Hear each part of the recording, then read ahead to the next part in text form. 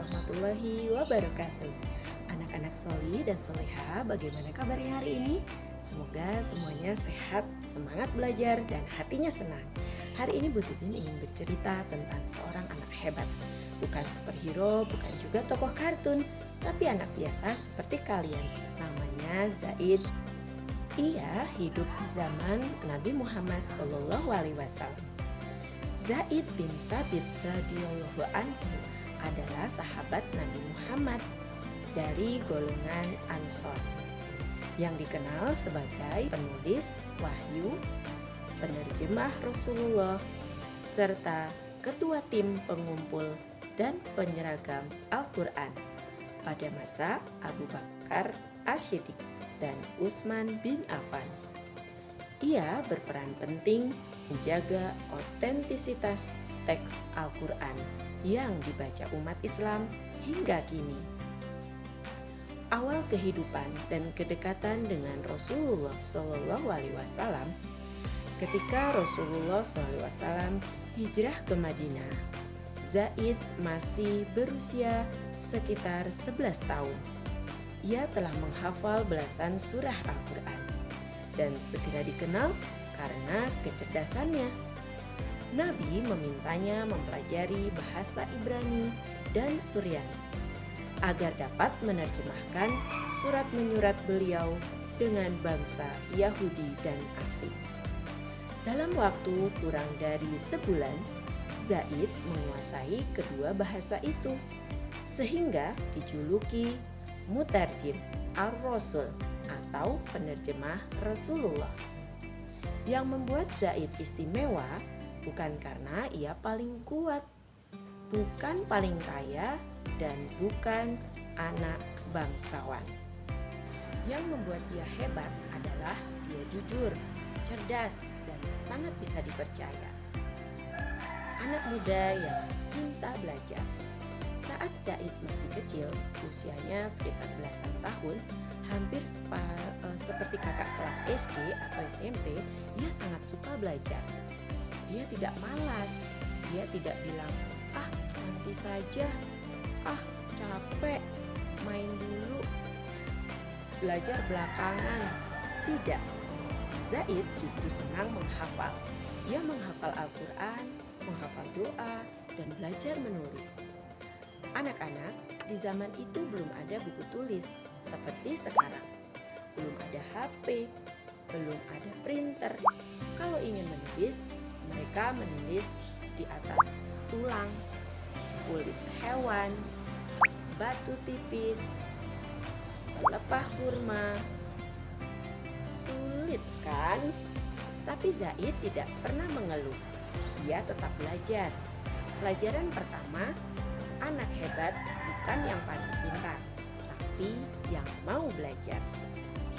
2. Dipercaya menulis wahyu.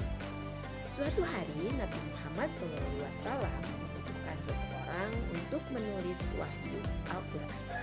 Bayangkan, ini bukan menulis cerita biasa, bukan menulis PR, bukan menulis cerita pelajaran.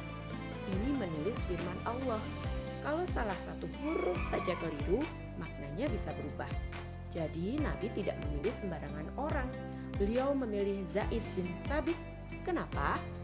Karena Zaid jujur, teliti, tidak main-main, dan bisa menjaga rahasia. Fokus. Nabi bersabda, kira-kira begini maknanya. Aku percaya kepadamu. Masya Allah. Anak-anak, coba bayangkan kalau guru bilang, saya percaya kamu.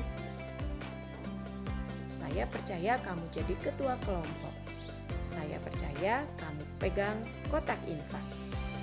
Rasanya bangga tidak? Itulah yang dirasakan Zaid. Tapi dia tidak sombong. Dia justru semakin hati-hati. Pelajaran kedua, kepercayaan itu hadiah besar, tapi juga tanggung jawab besar. Zaid sangat amanah. Setiap kali wahyu turun, Nabi memanggil Zaid. Zaid segera datang dan duduk dengan tenang mendengarkan baik-baik. Tidak bercanda, tidak ngobrol, lalu ia menulis perlahan. Kalau ragu satu huruf saja, dia akan bertanya lagi. Kenapa? Karena dia takut salah. Anak-anak, coba kita pikirkan. Kadang kita menulis asal-asalan, menyalin tugas, teman buru-buru, tidak dicek, padahal itu bukan firman Allah. Semua pekerjaan harus dikerjakan dengan teliti. Anak-anak itu cirinya tidak bohong, tidak ceroboh, tidak main-main, dan menyelesaikan tugas sampai selesai. Ujian kejujuran. Setelah Nabi wafat, para sahabat ingin mengumpulkan Al-Quran menjadi satu mushaf. Tugas ini sangat berat dan lagi-lagi Zaid yang dipilih. Kenapa dia lagi? Karena semua orang tahu Zaid tidak mungkin berbohong. Setiap ayat yang ditulis harus ada saksi, tidak boleh hanya ingatan Zaid. Jadi Zaid berjalan dari rumah ke rumah mengecek hafalan para sahabat, mencocokkan kata demi kata tulisan, memastikan tidak ada kesalahan. Dia bekerja sangat lama, bukan sehari, bukan seminggu, tapi berbulan-bulan. Tidak mengeluh, tidak bosan, karena dia sadar ini amanah dari Allah. Apa pelajaran untuk kita? Anak-anak, kita mungkin tidak menulis wahyu, tapi setiap hari kita punya amanah. Di sekolah, PR dari guru, piket kelas, menjaga alat belajar di rumah, merapikan tempat tidur, membantu orang tua, menjaga adik, dengan teman tidak mengejek, tidak mengambil barang orang lain, tidak memfitnah. Kalau kita menjaga dengan baik, kita sedang meniru Zaid bin Sabit. Mulai hari ini kita latihan 3 hal. Jujur kalau salah bilang salah. Allah lebih sayang anak jujur daripada anak pintar tapi bohong. Tuntas kalau diberi tugas. Selesaikan, jangan setengah-setengah. Dan yang ketiga, hati-hati periksa lagi pekerjaan kita. Tidak asal-asalan. Anak-anak, Zaid bin Sabit tidak terkenal karena kuat, tidak terkenal karena kaya.